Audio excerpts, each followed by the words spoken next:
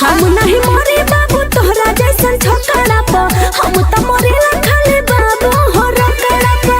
और सुना हमके मजा आवे खाली गड्डी मोट में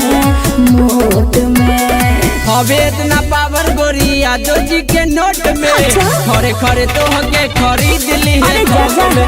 हवे इतना पावर गोरी यादव जी के नोट में।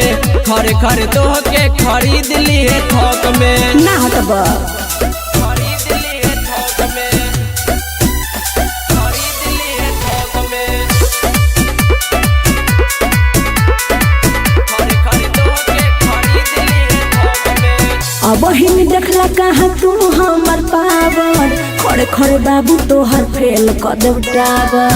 अब हिन देखला कहाँ तू हमर पावर, खड़े खड़े बाबू तोहर फेल कर देव टावर। जो तोरा लेका ढेर देखले बानी।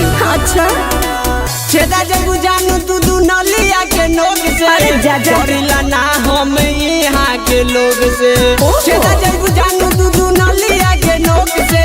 करिला ना हम यहाँ के लोग से।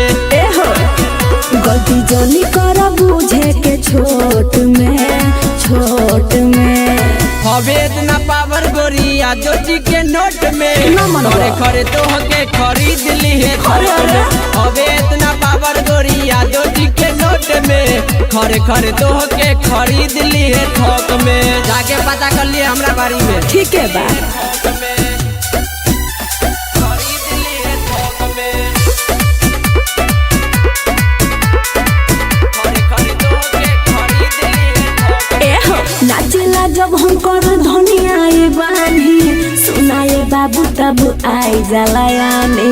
नाचेला जब हम कर धनिया बानी, सुनाए बाबू तब आई जाला यानी। बुझला हम तूफाने उड़ाइले यादव के सिर हम होइला बागी। अरे राकेश दादा। के नाम सुनी दूरवे से भागी। यादव के सिर हम होइला बागी। राकेश के नाम सुनी दूरवे से भागी। है जान सुन तोहके डर नहीं लगे तारा झोंक में हवे इतना पावर गोरी यादव जी के नोट में। खरे खरे तो होके खरीद ली है थोक में। हवे इतना पावर गोरी यादव जी के नोट में। खरे खरे तो होके खरीद ली है थोक में। काहे करे जा चेक लेबू की कैश। आ जवने दे दो। माँ सरस्वती ग्लोबल रिकॉर्ड मुजफ्फरपुर।